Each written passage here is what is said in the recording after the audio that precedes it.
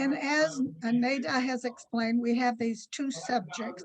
The first one, which is cleanliness, might seem simple, but believe me, it is a very special subject in religion. And there is a long history of cleanliness in religion. I picked a few from the holy books of the past. Muhammad said that cleanliness is half of faith. The Bab wrote, God loveth those who are pure.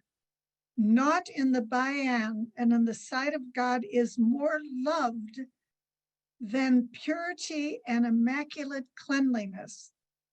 Isaiah, wash yourselves, make yourselves clean. Abdul Baha, cleanliness and sanctity in all conditions are characteristics of pure beings and necessities of free souls. This is not a simple subject. Later, Abdul Baha said external cleanliness, well, maybe eternal cleanliness too, but quoting him correctly, it's external cleanliness, although it is but a physical thing, hath a great influence upon spirituality. Chapter 15 of the book of Leviticus in the Old Temple and the Old Testament begins. The Lord said to Moses and Aaron, speak to the Israelites and tell them.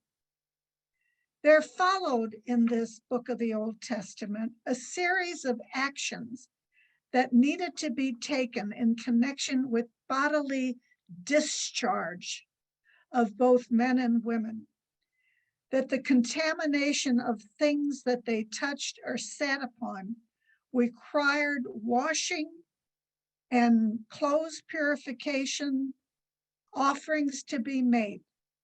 The reason I'm saying that is, although cleanliness is part of the Kitab-i-Aqdas and the teachings of God's latest religion, in a way, Baha'u'llah has lessened the response for cleanliness because we're living in a different society where sanitation, hopefully, not worldwide, is contributing to maintaining cleanliness in our lives. But the importance of cleanliness in religion is not a simple thing.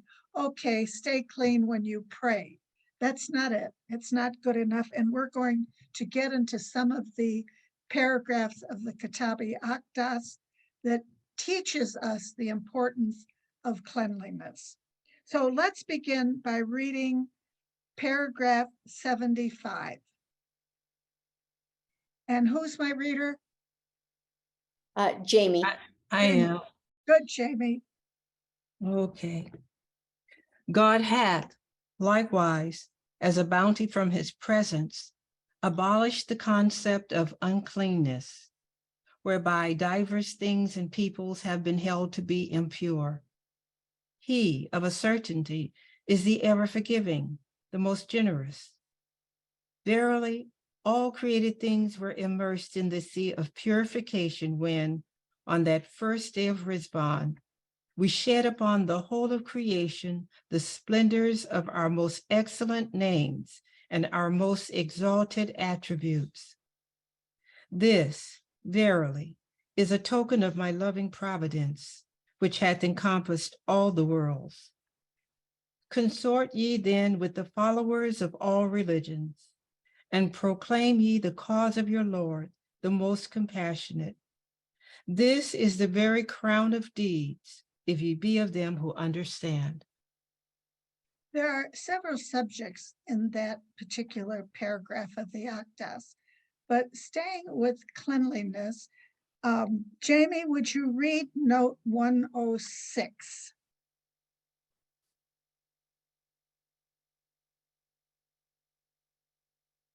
Okay. God hath abolished the concept of uncleanness, whereby diverse things and peoples have been held to be impure. The concept of ritual uncleanness, as understood and practiced in some tribal societies, and in the religious communities of certain earlier dispensations has been abolished by Baha'u'llah. He states that through his revelation, all created things were immersed in the sea of purification. So their previous religious, let's call them detailed and perhaps extreme for that part of society, Baha'u'llah has abolished. Cleanliness is still important, but it hasn't attached to all the rituals that have to be done. There are other notes mentioned, note 12, 20, and 103, that talks about things like hair not invalidating your prayers or the wearing of the hair of certain animals doesn't change the acceptance from God of your prayers, and that the semen is not unclean in this new dispensation. In reading those, remembered when I was a brand new Baha'i, probably around 1965, a group of us drove from St. Louis to Wilmette, where the hand of the cause of God was speaking in the room below the house of worship. And in my notes, I found back in those decades, Mr. Faizi was saying how in the days of Baha'u'llah and Abdu'l-Baha, when people wanted, not just the Baha'is, other people wanted to know Baha'u'llah's Book of Laws so that they could make fun of it, that he had these silly things about hair and dirty clothes. And so it was wisdom that the friends in the days of Baha'u'llah, except for a few scholars around Baha'u'llah, were not having access to the Kitab-i-Aqdas. Now, mentioned in paragraph 75 is the first day of Rizvan. The most great festivals are fast approaching. 2 of them will be in this month and 1 in May. So I think we should read note 107 of paragraph 75, because it tells us more about Rizvan, and then we'll read note 138. So we'll begin, and remember, if there's any questions, please do the hand thing, and Nada will warn me that somebody has a question. Okay, all right. 107, Jamie. Okay, so from the notes. First day of Rizvan. This is a reference to the arrival of Baha'u'llah and his companions in the Nayabiya garden outside the city of Baghdad, subsequently referred to by the Baha'is as the Garden of Rizvan.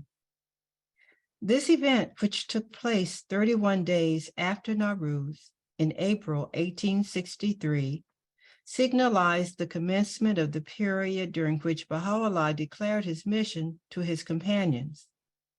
In a tablet, he refers to his declaration as the day of supreme felicity, and he describes the Garden of Rizvan as the spot from which he shed upon the whole of creation the splendors of his name, the All-Merciful.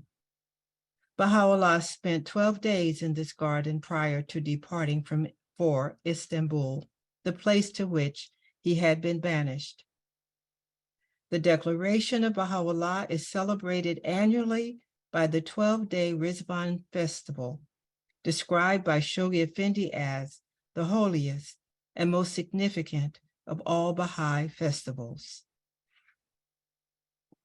I'm sorry if I messed up that the name of the garden.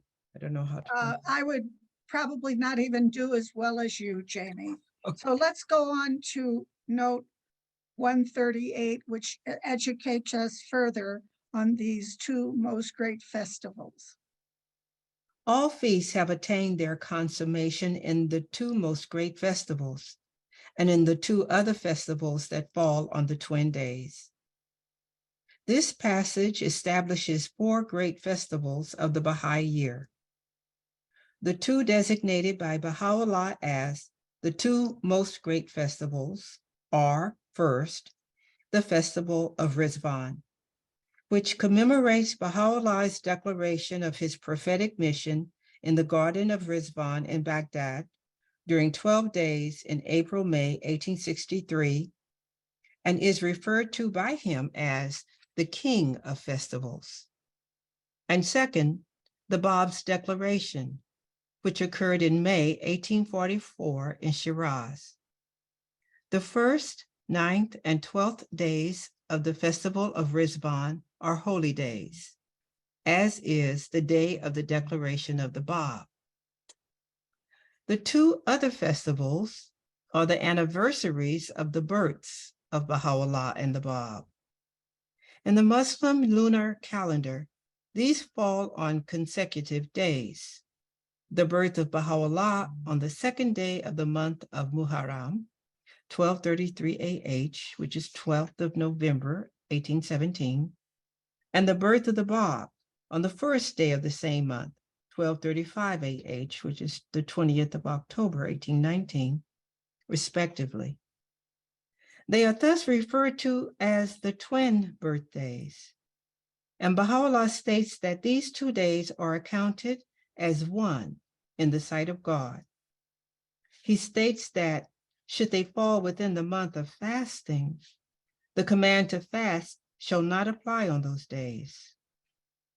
Given that the Baha'i calendar is a solar calendar, it remains for the Universal House of Justice to determine whether the twin holy birthdays are to be celebrated on a solar or lunar basis. 1 year of my 16 years working for the World Center, a holy day did fall in the fast, and we didn't have to fast. Of course, we had the holy day commemoration, but we didn't have to fast, so we celebrated it after the commemoration by going to each other's homes for little dinner parties. What does it mean when it says holy day capitalized? It means it's one of those days when you should not work. If at all possible, you should at least ask your employer to have those days off. I made it easy for my last employer at Hewlett-Packard. I took his annual desk calendar, you know, the kind that you flip, every page has a date and you got lines to write. And when it was the days that fell on my work days, because the 9 days that you're not supposed to work don't always fall on work days. But when they did, I took my boss's calendar and I put on it BHD Marianne off. So he knew that that was a Baha'i holy day and he can't count on me coming into the office. So that was a benefit with a calendar. Of the 3 holy days that you don't work, at the World Center at that time, we commemorated the 1st and the 9th, but not the 12th. We had it as a day off because we couldn't work. It was a holy day, but we didn't commemorate it at the World Center, except for taking the work day off. I have on my notes here that this book that we're studying, the English translation of the Kitab-i-Aqdas, was put in our hands in 1992, the centenary of Baha'u'llah's ascension. In that last letter, in that last note that we read, it ends with, it remains for the Universal House of Justice to determine whether the twin holy birthdays are to be celebrated on a solar or lunar basis. Again, the Aqdas was revealed in 1992 in English. It was 2014 that the House of Justice completed that note. The letter is dated July the 10th, 2014, and it says in it that to satisfy the intrinsic lunar character of these blessed days within the context of a solar calendar hath hitherto been unanswered.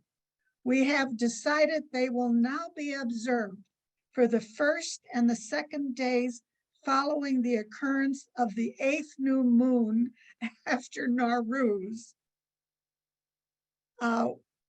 There will be the astronomical tables in Tehran used as a point of reference. The reason I'm reading that particular phrase is the House of Justice didn't just decide, oh, let's have it by the lunar calendar and kind of arbitrarily pick some dates. They studied what was needed to be studied about calendars, about the point of astronomical tables referencing, and of course they settled on doing it from where the Baha'i faith began, which is in, well, at least Baha'u'llah's part of it, began in Tehran. That particular paragraph ends from the Universal House of Justice. With joy and eager anticipation, we look to the upcoming bicentennial anniversaries of the birth of Baha'u'llah and the birth of the Bab in 174 and 176 BE, respectively, which the entire Baha'i world will celebrate according to a common calendar. This is, I see, the beginning of the Baha'i calendar eventually being the calendar for the world. I'm not a prophet, but I'm predicting that, okay? All right. Let's go ahead and continue our subject on cleanliness. Let us read paragraph 76. God hath enjoined upon you to observe the utmost cleanliness to the extent of washing what is soiled with dust, let alone with hardened dirt and similar defilement. Fear him and be of those who are pure. Should the garb of anyone be visibly sullied, his prayers shall not ascend to God, and the celestial concourse will turn away from him. Make use of rose water and of pure perfume. This indeed is that which God hath loved from the beginning that hath no beginning, in order that there may be diffused from you what your Lord, the incomparable, the all-wise, desireth. There are a few things that attracted me in my studies. Prayers shall not ascend to God if they're visibly dirty with dust or people can see stains. We have to remember that the Aqdas, the laws, were not revealed during let's say half of the heroic age. I think of Baha'u'llah in the Sea of Shaw. You remember where he left the black pit of Tehran and he didn't want Abdu'l-Baha to see him, but Abdu'l-Baha was there and Baha'u'llah was so encrusted with filth and dirt and things unmentionable that Abdu'l-Baha fainted. If the laws of the Aqdas had been revealed, would Baha'u'llah have been able to pray? And yet the laws were not revealed. Baha'u'llah was in the Sea of Shaw.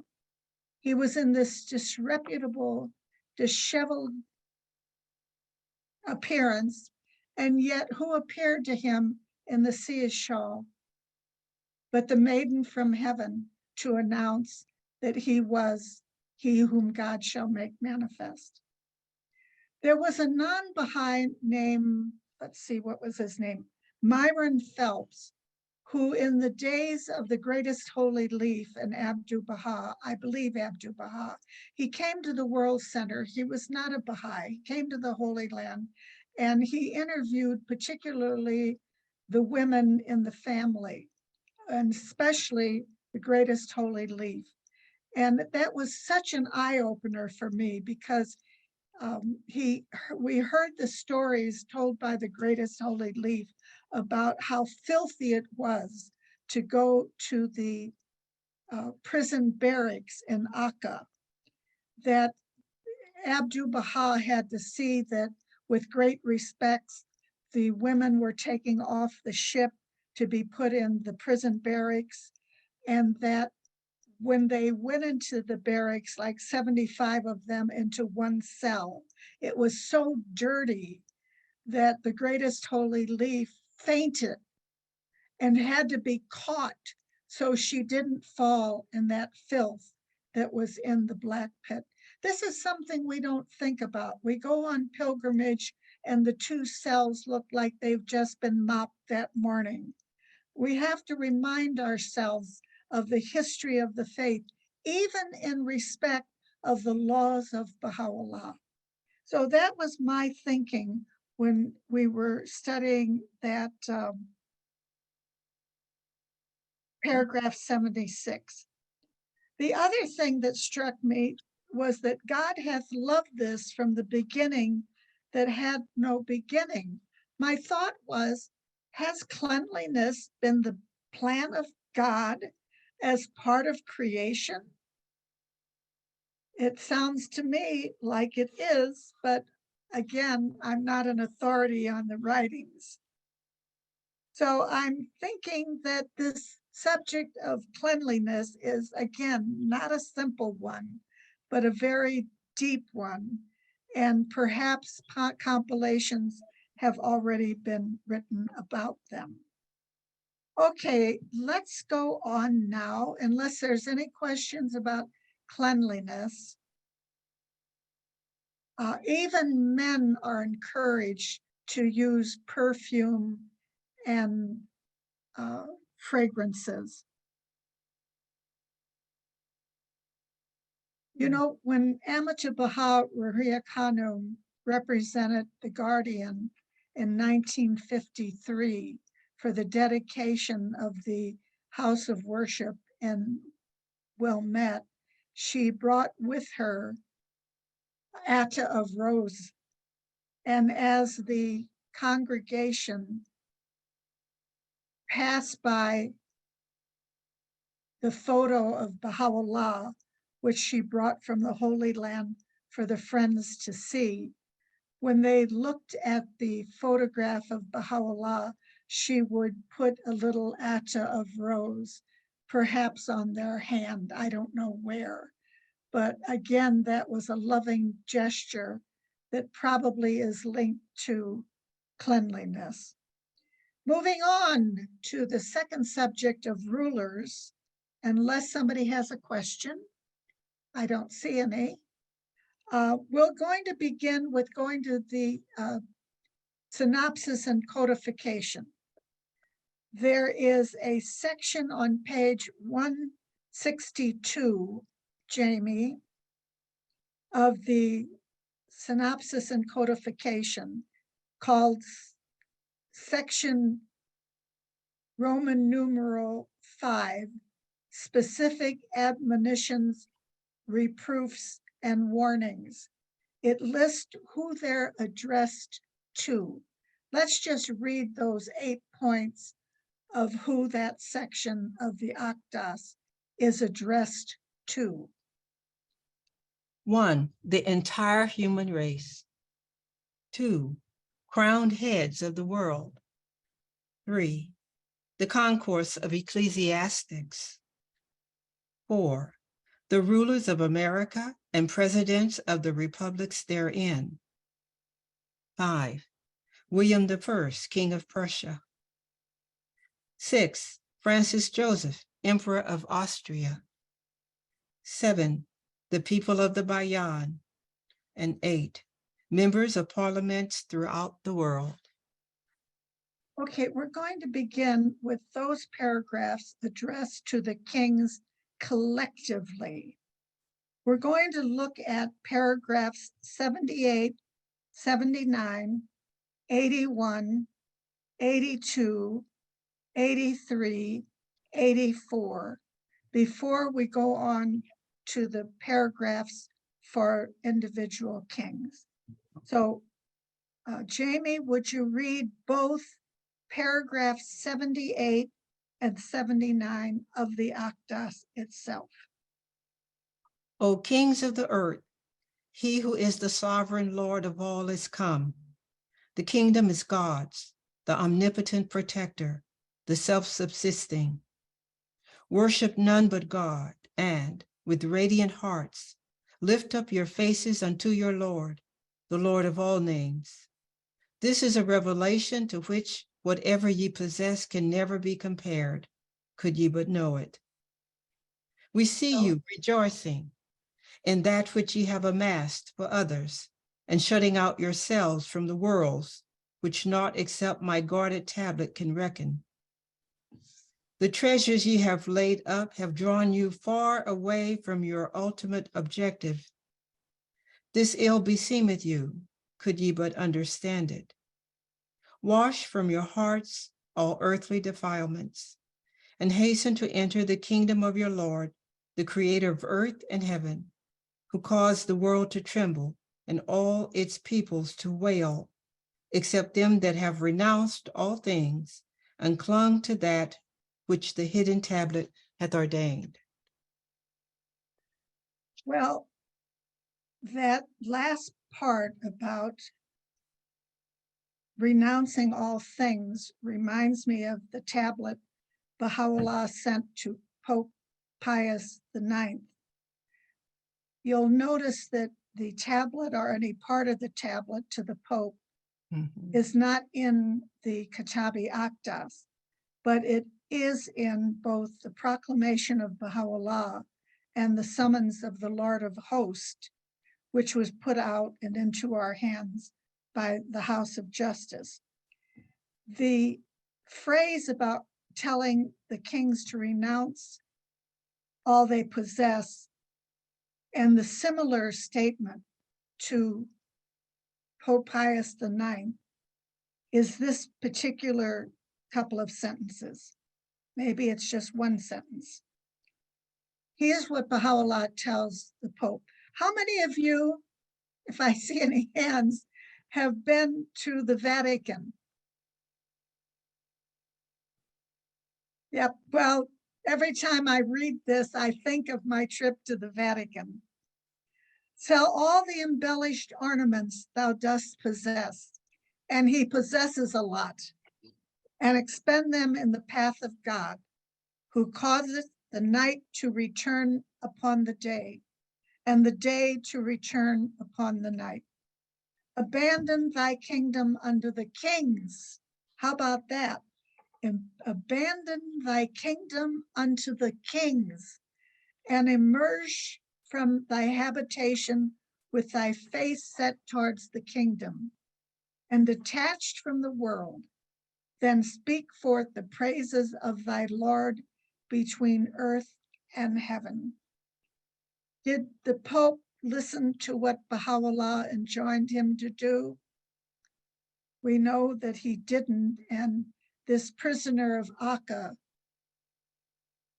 wrote a letter to one ruler, a religious ruler, who became prisoner in his own palace.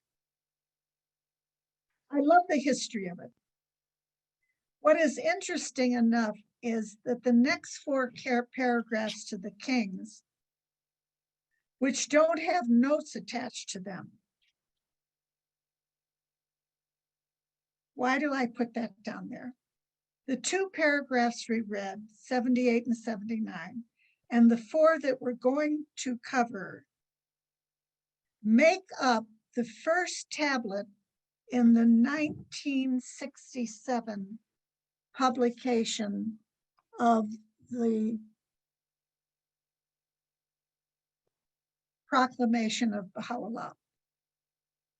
This was put out to us by the House of Justice.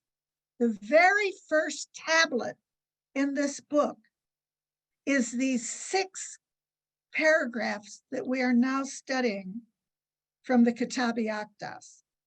The only difference is the paragraphing is changed. In other words, one paragraph may be 3 paragraphs of the Aqdas. But so important, apparently, is the messages to the kings and rulers that the House of Justice put it first in this proclamation of Baha'u'llah. So in 1967, we got the proclamation of Baha'u'llah.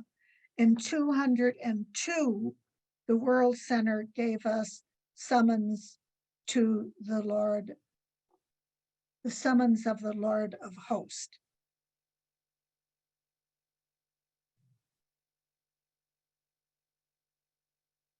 The last tablet in this book is Baha'u'llah's tablet to the kings, and it's 51 pages long and does not include any text from the Kitab-i-Aqdas.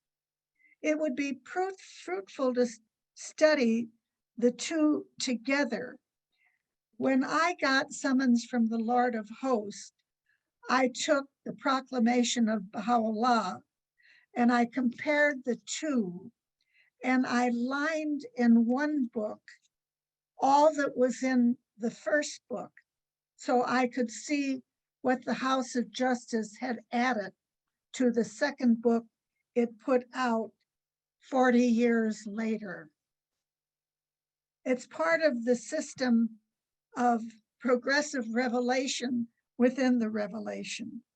So let's go to those other paragraphs. Paragraph 81, Jamie. O kings of the earth, the most great law hath been revealed in this spot, the scene of transcendent splendor. Every hidden thing hath been brought to light by virtue of the will of the Supreme Ordainer, he who hath ushered in the last hour, through whom the moon hath been cleft, and every irrevocable decree expounded. Ye are, oh, go ahead. Is there more to that? Oh, I thought to read the. No, just 81. Yeah, just 81. Thank you, Jamie. Mhm. Sometimes I'm not very clear, am I? No, it's fine. No, don't apologize. The thing about this particular short paragraph in the Aqdas is, if you look at it carefully, Baha'u'llah is referring to prophecies from previous books. You notice the last hour is capitalized, whom the moon hath been cleft. To me, this is reminiscent of Baha'u'llah's writing in Epistle to the Son of the Wolf, a tablet that begins on page 131 and ends on page 139, and ends with, commit this tablet to memory.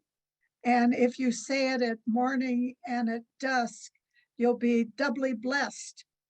And it's a wonderful tablet where Baha'u'llah is asking questions of who he has written Epistle to the Son of the Wolf to, which is a clergy. We'll mention him again too.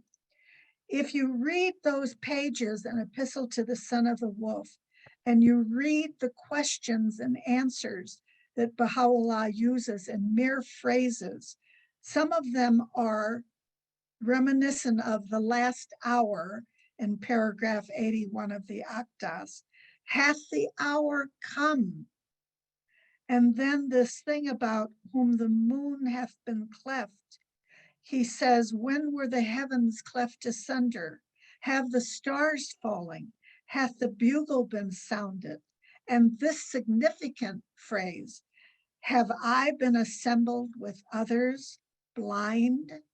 Baha'u'llah is saying in Kitab-i-Aqdas, paragraph 81, I'm not interpreting because I don't have that authority, but when he says every hidden thing hath been brought to light, I'm thinking that this is related to Baha'u'llah when he says all the prophecies of the holy books have been completed with his revelation, with his coming, with the history that followed his coming. All these things, to me, appear in this one sentence of one paragraph of the Kitab-i-Aqdas. You can't take any little phrase that Baha'u'llah wrote and not try to understand the significance of every word. I get excited about it. So as often as I read those 3 or 4 pages, I haven't committed it to memory, and I haven't been reciting it in the morning and at dusk.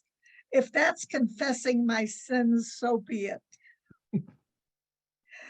I also use regularly the end of the tablet where Baha'u'llah says, the tablet is ended. The tablet is ended, but the theme is unexhausted. Because I think this is true of everything Baha'u'llah has written. You've got to have the fun of going into it deeper and deeper. It thrills the heart. And my next enthusiastic lecture will be at 7:30. So forgive me for drifting off in what appears to be not relevant, well, not directly speaking to the Kitab-i-Aqdas, but to me, these points are relevant in our deepening in our understanding, as Shoghi Effendi said, of the significance of the revelation of Baha'u'llah. So let's go back to our kings and read paragraph 82. Ye are but vassals, O kings of the earth. He who is the King of kings hath appeared, arrayed in his most wondrous glory, and is summoning you unto himself, the help in peril, the self-subsisting. Take heed lest pride deter you from recognizing the source of revelation, lest the things of this world shut you out as by a veil from him who is the creator of heaven. Arise and serve him who is the desire of all nations, who hath created you through a word from him, and ordained you to be, for all time, the emblems of his sovereignty. I think this is quite simple in a way. Baha'u'llah is saying, listen up, this is me. I'm the king, and you're my vassals. Let's move on to paragraph 83. By the righteousness of God, it is not our wish to lay hands on your kingdoms. Our mission is to seize and possess the hearts of men. Upon them the eyes of Baha are fastened. To this testifieth the kingdom of names, could ye but comprehend it. Whoso followeth his Lord will renounce the world and all that is therein. How much greater, then, must be the detachment of him who holdeth so august a station. Forsake your palaces, and haste ye to gain admittance into his kingdom. This, indeed, will profit you both in this world and in the next. To this testifieth the Lord of the realm on high, did ye but know it. Their possessions are as nothing. Their salvation and blessing is recognizing him and being obedient, and especially because Baha'u'llah says they hold such an august station. The opening of that, where he says, Baha'u'llah says he doesn't want the kingdoms of the kings, he wants the hearts of the people. You know, Baha'u'llah says this in another tablet. He says, the one true God hath ever regarded the hearts of men as his own, his exclusive possession. We find those words appearing in both of those books, the Proclamation of Baha'u'llah and the Summons of the Lord of Hosts. Interestingly enough, the sentence is duplicated in both of those books, but they appear in 2 different tablets. It's the same tablet is not in each book, 2 different tablets. Baha'u'llah regularly would repeat his own revelation in numerous tablets. You remember Abdu'l-Baha was asked by an American believer, why do you keep repeating everything? And Abdu'l-Baha said, well, what am I repeating? Well, I don't know, but you're always repeating it. And Abdu'l-Baha said, well, that's why I'm repeating it. So Baha'u'llah is doing the same thing. If you missed reading an important object in one of his tablets, you may run across it in another of his tablets. It's important for us to not only hear it, but to arise to do something about it. Okay, there's just one paragraph left that is to the kings collectively. And it explains, it mentions the Crimson Ark and the cause of Baha'u'llah and the Crimson Ark. Let's see. Well, go ahead. Let's read 84. Okay. How great the blessedness that awaited the king who will arise to aid my cause in my kingdom, who will detach himself from all else but me. Such a king is numbered with the companions of the Crimson Ark, the ark which God hath prepared for the people of Baha. All must glorify his name, must reverence his station, and aid him to unlock the cities with the keys of my name, the omnipotent protector of all that inhabit the visible and invisible kingdoms. Such a king is the very eye of mankind, the luminous ornament on the brow of creation, the fountainhead of blessings unto the whole world. Offer up, O people of Baha, your substance, nay, your very lives, for his assistance. That last sentence tells us the importance of kingship. The beginning talks about the blessedness of him who, the king who would arise to serve the cause of Baha'u'llah. I tried to find it before we started this session. I think it's in the gleanings, but I didn't have time to search it all out. But I believe it's where Baha'u'llah says that in the future, no king will arise to rule except in service to the cause of Baha'u'llah. Maybe some of you have found it in the writings, but I've used it enough that I know it's in the writings. Well, two members of royalty did bear allegiance to Baha'u'llah. One of them, as you know, is Queen Marie of Romania, who wasn't a ruling monarch at the time. It is providence, coincidence, that Baha'u'llah sent a tablet to two of Queen Marie's grandparents, yes. One was to Queen Victoria, who answered Baha'u'llah politely. The other was Tsar Alexander II, who didn't. One's kingdom continued to survive to this day. The other one ceased to exist, and Tsar Alexander II himself was eventually had several attempts on his life, and he died at the hands of an assassin. Queen Marie had her heart set on coming to the Holy Land when she was going to the Middle East with an entourage from Romania. That entourage and the politics of Romania prevented Queen Marie from visiting Haifa while she was in the Holy Land, which was a great disappointment for Shoghi Effendi. The second one that we know in our history was a ruling monarch, and that would be the Malietoa of Samoa.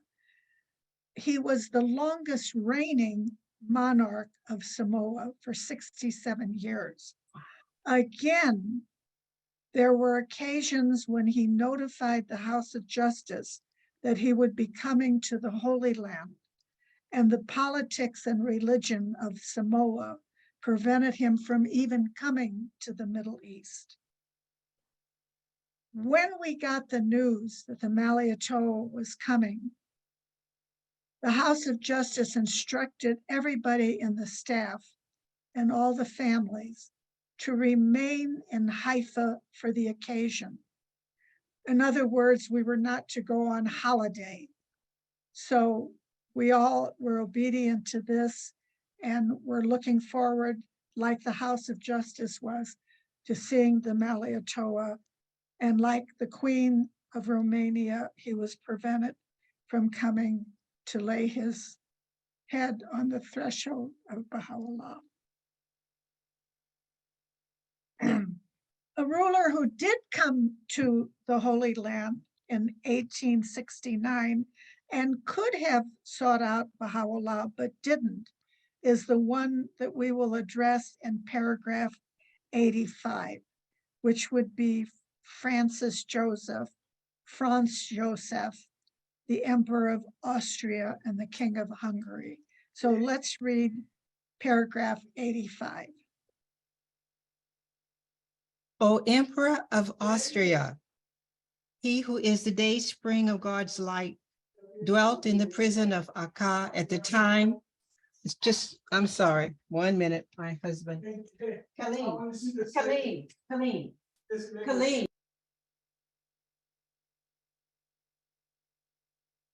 We don't live alone. Yeah, just unmute yourself, please. Okay. O Emperor of Austria, he who is the day spring of God's light, dwelt in the prison of Aqdas at the time when thou didst set forth to visit the Aqsa Mosque. Are you hearing that in the background? But it's okay. It's okay, okay. Thou passed him by and inquired not about him by whom every house is exalted and every lofty gate unlocked. We, verily, made it a place whereunto the world should turn, that they might remember me. And yet thou hast rejected him who is the object of this remembrance, when he appeared with the kingdom of God, thy Lord, and the Lord of the worlds. We have been with thee at all times, and found thee clinging unto the branch and heedless of the root. Thy Lord, verily, is a witness unto what I say. We grieve to see thee circle round our name, whilst unaware of us, though we were before thy face. Open thine eyes, that thou mayest behold this glorious vision, and recognize him whom thou invokest in the daytime and in the night season, and gaze on the light that shineth above this luminous horizon.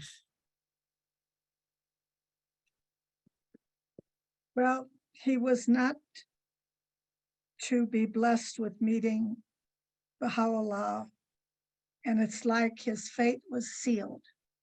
Shoghi Effendi writes in God Passes By on 226, the fate of the rulers that Baha'u'llah wrote to, and they rejected him. In the one on the Emperor of Austria, he says, the arbitrary and unyielding Francis Joseph, Emperor of Austria and King of Hungary, who had been reproved in the Kitab-i-Aqdas for having neglected his manifest duty to inquire about Baha'u'llah during his pilgrimage to the Holy Land, was so engulfed by misfortunes and tragedies that his reign came to be regarded as one unsurpassed by any other reign in the calamities it inflicted upon the nation. So that was his future after neglecting paying homage to Baha'u'llah. The next in the Aqdas to be addressed by Baha'u'llah is the King of Berlin. Let's read note 117 before we read note Kitab-i-Aqdas 86. So 117 explains the Kaiser. O King of Berlin, No, read note 117 first. Yes, I think I am. Uh, Kaiser William first. Yeah, Will, it says- Note 117 for us starts, O King of Berlin, and it Ah. refers back to paragraph 86. yeah, okay. Oh, King Kaiser William first, Willem Frederick Ludwig, the seventh king of Prussia, was acclaimed first emperor of Germany in January 1871 at Versailles in France, following the victory of Germany over France in the Franco-Prussian War. Okay, good, thank you. And now we'll read, I wanted that description of his station to be understood before we read, O King of Berlin. Okay. Say, O King of Berlin, give ear unto the voice calling from this manifest temple. Verily, there is none other God but me, the everlasting, the peerless, the ancient of days. Take heed lest pride debar thee from recognizing the day spring of divine revelation, lest earthly desires shut thee out as by a veil from the Lord of the throne above and of the earth below. Thus counseleth thee the pen of the Most High. He, verily, is the most gracious, the all-bountiful. Do thou remember the one whose power transcended thy power and whose station excelled thy station. Where is he? Whither are gone the things he possessed? Take warning and be not of them that are fast asleep. He it was who cast the tablet of God behind him when we made known unto him what the hosts of tyranny had caused us to suffer. Wherefore, disgrace assailed him from all sides, and he went down to dust in great loss. Think deeply, O King, concerning him, and concerning them who, like unto thee, have conquered cities and ruled over men. The all-merciful brought them down from their palaces to their graves. Be warned, be of them who reflect. So he's telling him to look at the life of Napoleon III, he whose power transcended his power. So we're going to read the history of the connection that Baha'u'llah relates these two rulers in note 118. The one whose power transcended thy power and whose station excelled thy station. This is a reference to Napoleon III, the Emperor of the French, who was regarded by many historians as the most outstanding monarch of his day in the West. Baha'u'llah addressed two tablets to Napoleon III, in the second of which he clearly prophesied that Napoleon's kingdom would be thrown into confusion, that his empire shall pass from his hands, and that his people would experience great commotions. Within a year, Napoleon III suffered a resounding defeat at the hands of Kaiser William I at the Battle of Sedan in 1870. He went in exile to England, where he died 3 years later. And he had all the power available in Europe, and yet he fell from grace. Historically, friends, some of the tablets were not sent to the kings and rulers addressed in our literature, such as the next one we will cover in paragraph 88. But here is what Shoghi Effendi said in a letter written on his behalf. This letter is dated February the 21st, 1942. Baha'u'llah never revealed a tablet to the President of the USA. In his book, the Aqdas, he revealed words addressed to the President of the Republics of the Americas, but no single tablet was ever revealed to any of them. However, I believe that the Baha'is in the 40s sent the tablet to President Roosevelt, but I'll have to refresh my memory on that history. So how do we look at this in history?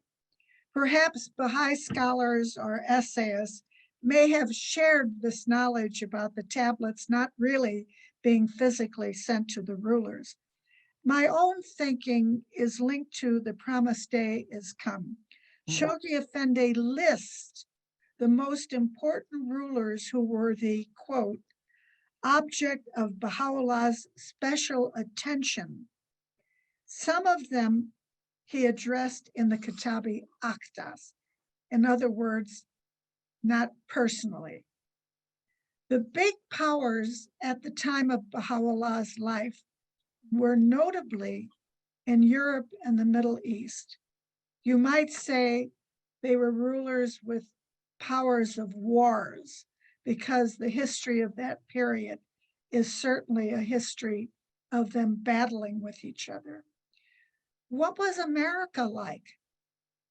Well, we were hardly 100 years old, and we were dealing with our own disunity, which at about that time led to our ultimate war, the Civil War of the 60s. So before reading paragraph 88, I'd like you to look at what Shoghi Effendi wrote in the Citadel of Faith, page 18. Let them remember that the author of their faith has in his Kitab-i-Aqdas, the mother book of his revelation, singled out the company of the presidents of these countries together with those of the North American continent and addressed them in terms, listen to this.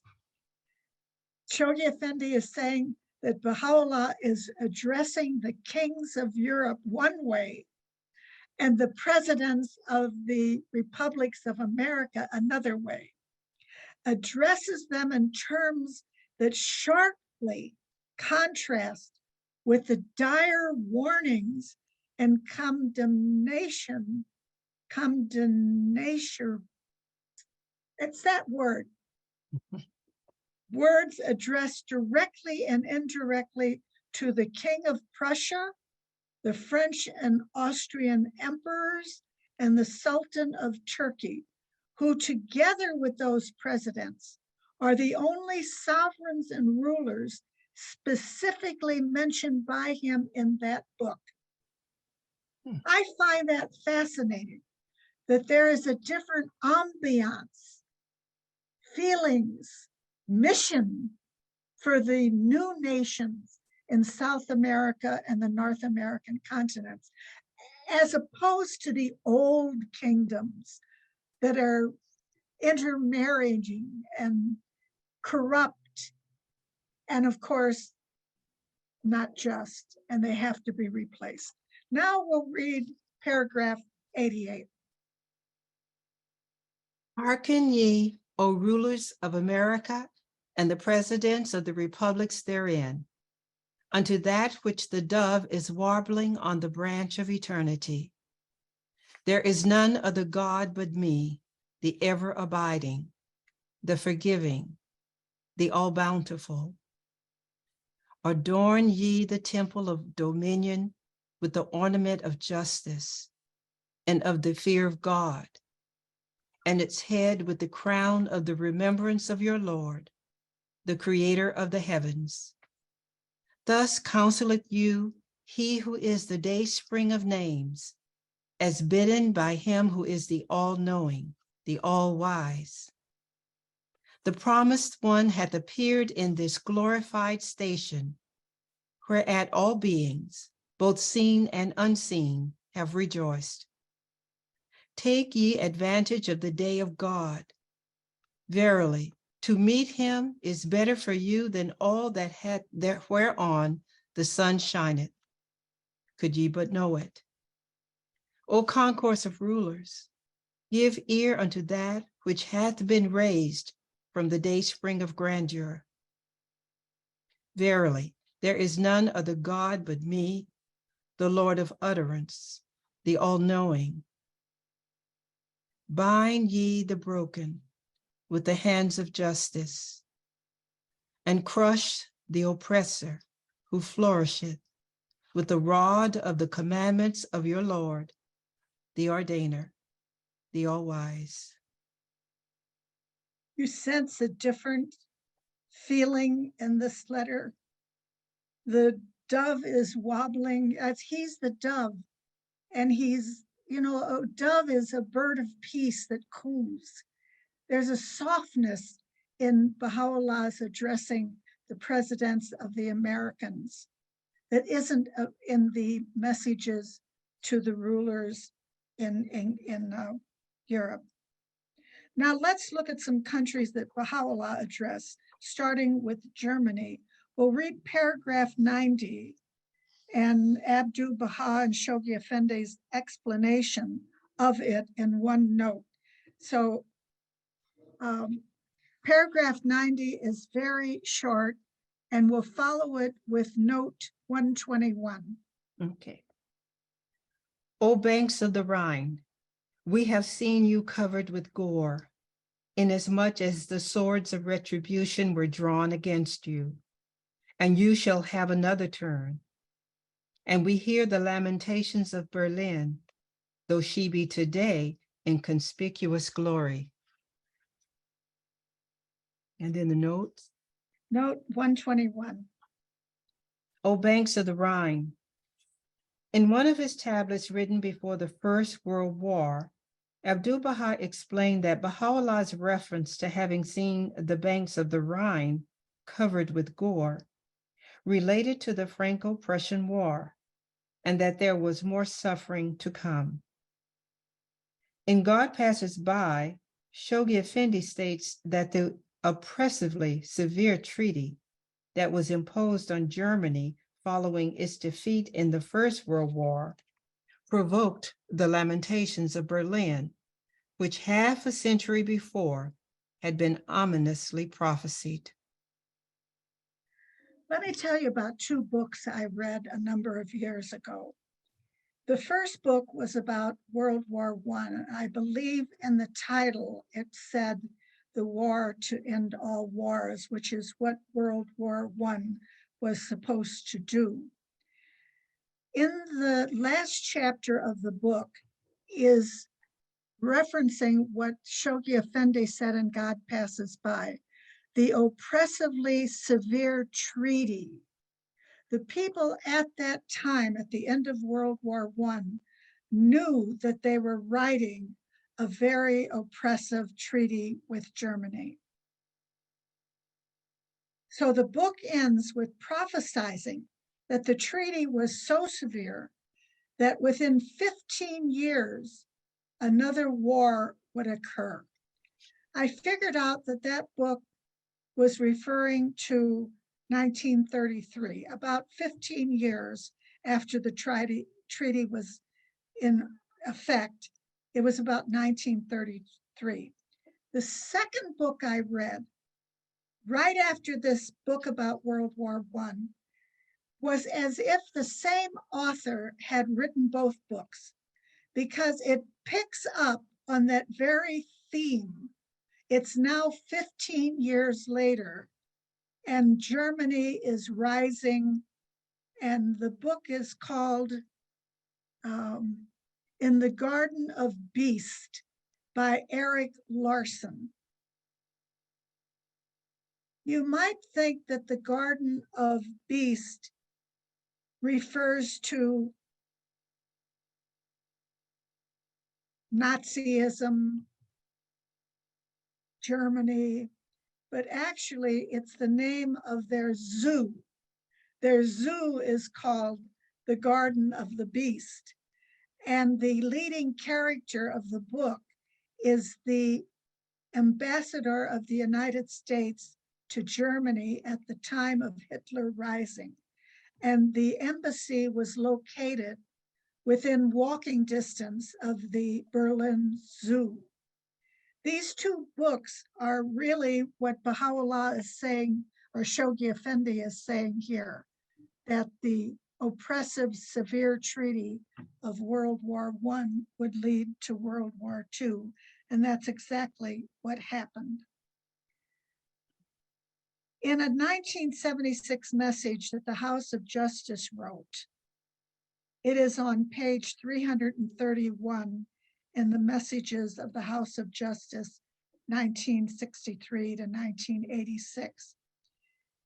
The House of Justice wrote, "Let us consider the First World War, which Shoghi Effendi has described in his writings as the first stage in a titanic convulsion long predicted by Baha'u'llah. World War I was the first stage of these convulsions for mankind." Now, Baha'u'llah, in talking about the countries that he mentioned in the Aqdas, certainly didn't forget his own motherland. So let's read 92, paragraph 92. Rejoice with great joy, for God hath made thee the day spring of his light, inasmuch as within thee was born the manifestation of his glory. Be thou glad for this name that hath been conferred upon thee, a name through which the day star of grace hath shed its splendor, through which both earth and heaven have been illumined. Baha'u'llah doesn't say of his homeland, "You have been selected because you were the most corrupt government in the world." You know, the manifestation of God comes where the people in the country are in their most degraded situation. So the only note for this paragraph is explains that Ta is the initial letter of Tehran. It is the praise that Baha'u'llah gives the land that is blessed by the first decades of his life having been spent there and where his ministry and dispensation began. Paragraph 91 gives us that praise. So we're going to read 91, which I selected before 92. Okay. Let nothing grieve thee, O land of Ta, for God hath chosen thee to be the source of the joy of all mankind. He shall, if it be his will, bless thy throne with one who will rule with justice, who will gather together the flock of God, which the wolves have scattered. Such a ruler will, with joy and gladness, turn his face towards and extend his favors unto the people of Baha. He indeed is accounted in the sight of God as a jewel among men. Upon him rests forever the glory of God and the glory of all that dwell in the kingdom of his revelation. So besides praising his motherland, he predicts the possibility of the return of kings in his homeland, if not other places, because we know that this is possible and probably, from what I can read, predictable. One reason is Baha'u'llah said that power has been seized from two sources, the clergy, which is permanent, and the kings, which is temporary. So he wrote that the kings and rulers are the symbols of the power of God, the mirrors of the gracious and almighty name of God. You know, historians still think that kings were an invention of the minds of men. Religionists, particularly the Baha'is, know that, as we've been covering, the station of kings is God ordained. It is something in the history of religions, not man-made. So let's look at some of the quotes on the subjects of kings. In Epistle to the Son of the Wolf, Baha'u'llah says, and he's referring to the second leaf of paradise, the pen of the divine expounder exhorted at this moment the manifestations of authority and the sources of power. namely the kings and rulers of the earth. May God assist them. Abdu'l-Baha says, the Lord of He doeth what He will committed, hath committed the kingdom of creation, both land and sea, into the hands of kings.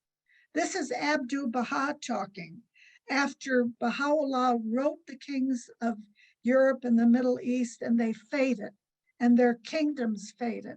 And yet here's Abdu'l-Baha saying, but the kingdom of creation, both land and sea, is in the hands of the kings, and they are the manifestations of the divine power according to the degree of their rank. The Universal House of Justice says,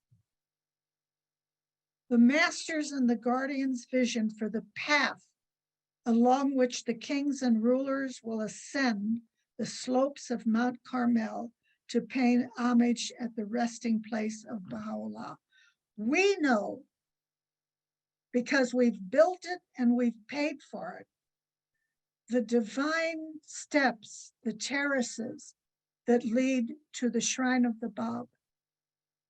The House of Justice is verifying that they have been built so that the kings can ascend those staircases and pay homage to the herald of Baha'u'llah, the Bab.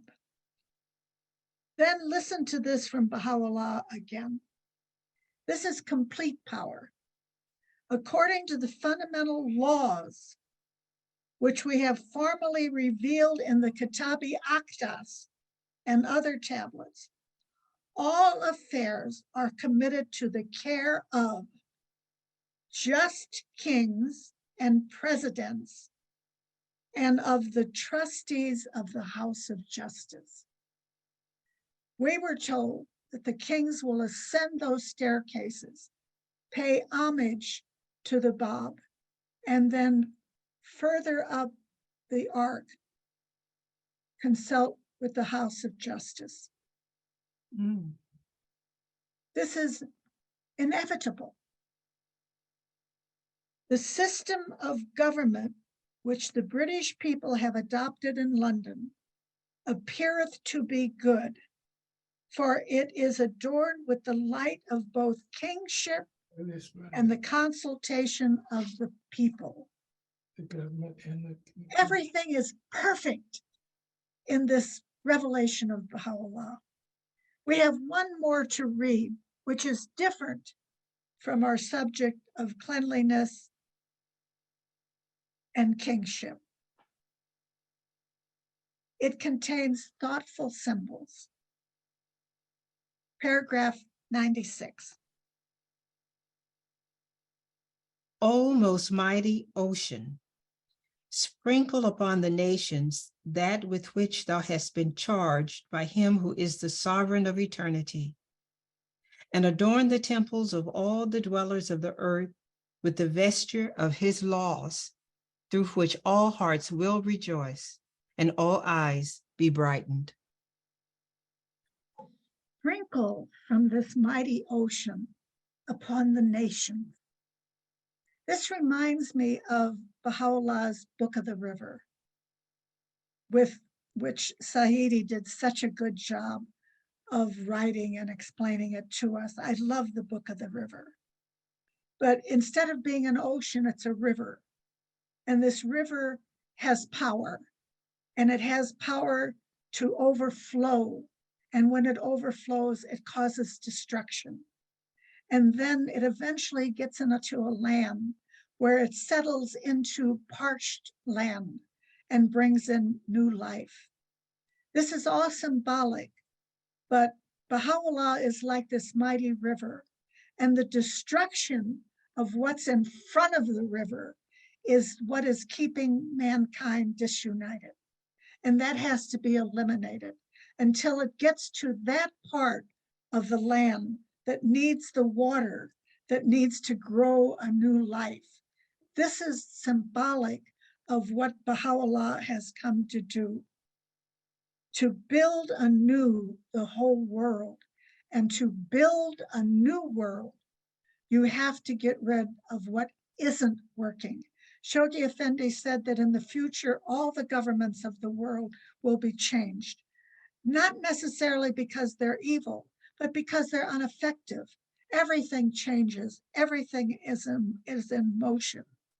And Shoghi Effendi, I believe I told you one time, a guardian who came, a pilgrim who came during the guardian days, asked the guardian at the table, when the catastrophes occur in America, he was a pioneer.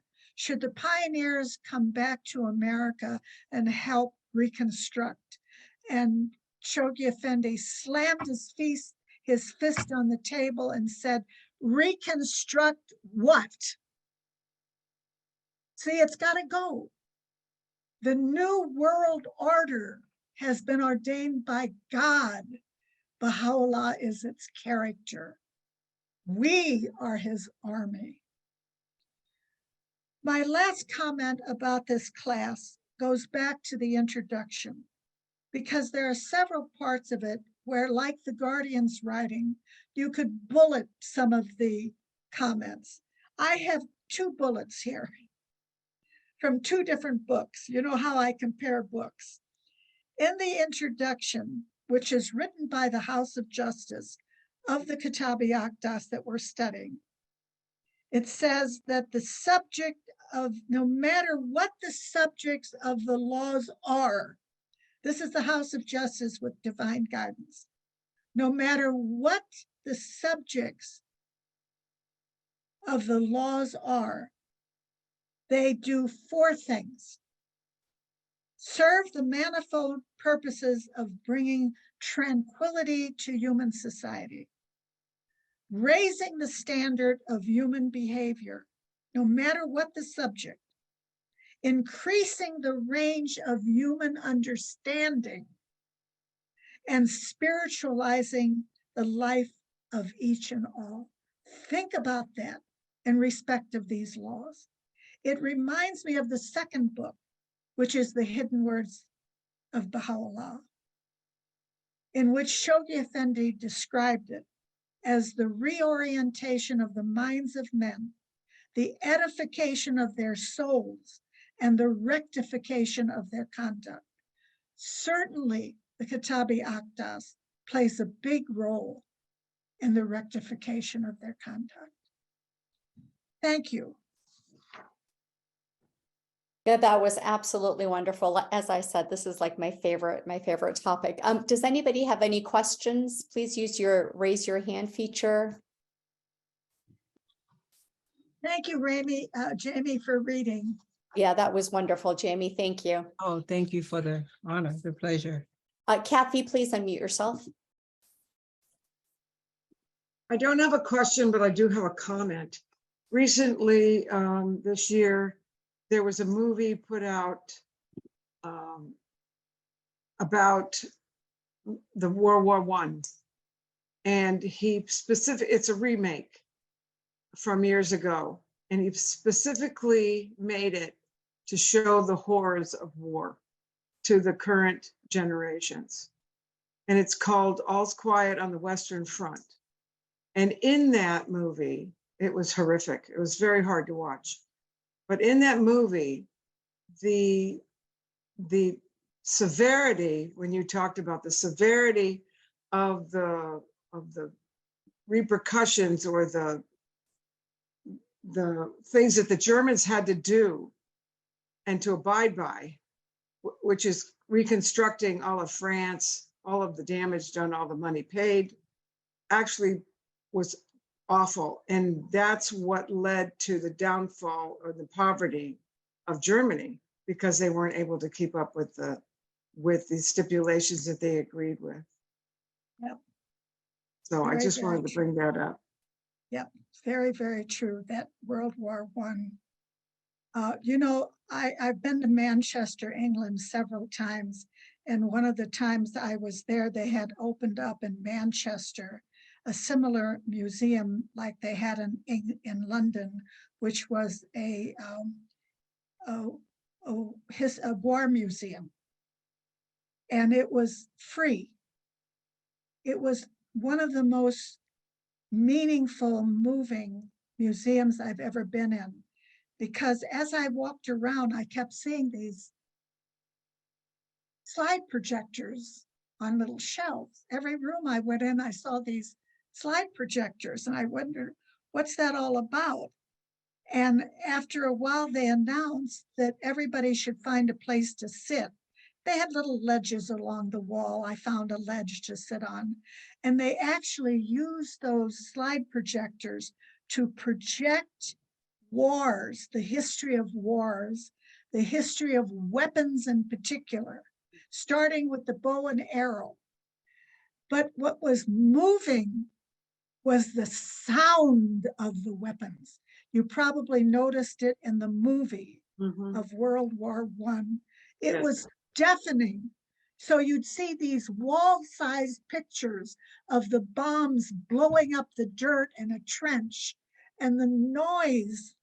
You can think of the soldiers listening to that noise hour after hour. I went around my environment in Manchester encouraging the local people to go to that museum, and it was free.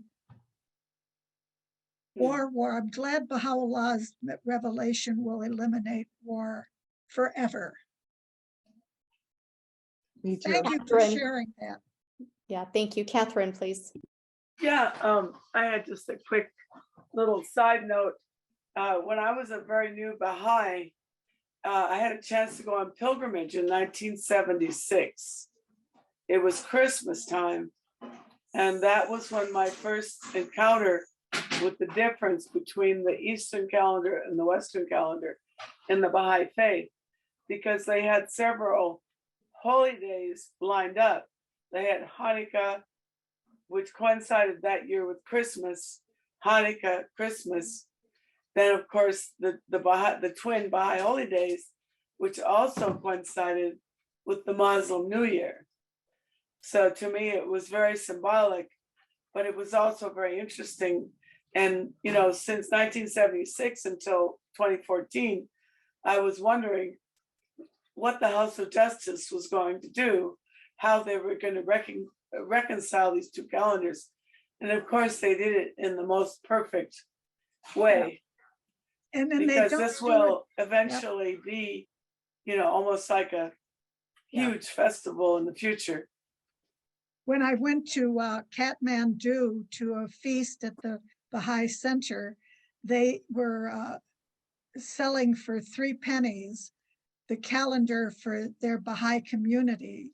And it was 5 different calendars on one sheet of paper.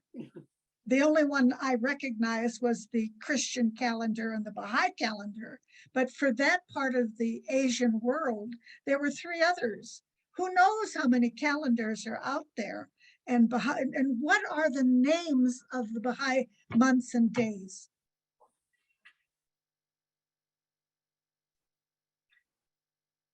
Kathy, unmute yourself. Yeah, Christy, please. Few years ago, Can I I was ask in. you the question first? What are the Sure. names of the days and months of the Baha'i calendar? They're in Virtues. praise of God.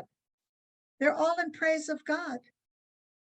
Okay, now, I'm sorry I cut you off. That's okay. I visited in France. I visited the area. I call it an area where the Battle of Verdun was fought, and the French have kept that as it was. Nothing has been repaired, and when you drive through it, because it's a huge, huge battlefield, and it's like a moonscape where the bombs exploded. They have built a huge building called an ossuarium where they have stored the bones of hundreds of thousands of dead soldiers. And they even have, you can drive along and sometimes you'll see on the side of a road, or you'll look into a forest and you'll see markers, and that's where other soldiers have been buried. The strangest thing was when a bomb fell and killed all the soldiers in a trench, and all of their guns had bayonets. And these bayonets, they're lined up and they're still standing buried in a trench. That was quite moving. Yeah, the, yeah, you it know the was. story in The Chosen Highway. You remember The Chosen Highway, Lady Bloomfield writes, and it's during World War I, and she's volunteering, at hospitals for wounded soldiers, and she's questioned about her religion and what they saw, these nurses saw looking out the window. Do you remember this story? The Lady Bloomfield and the other nurses were looking out the window, and they saw a Jeep with 3 soldiers in it, let's say. And then the next time they looked, it was gone. And so they were so surprised at what they saw, they asked Lady Bloomfield to write Abdu'l-Baha. This is all in The Chosen Highway. It's not my story. Abdu'l-Baha said that they were blown up so fast that their souls didn't have time to react. But it had to do with something about the quickness of the bombs of World War I killing them. You'll all have to, look for The Chosen Highway and refresh your memory, as I will do.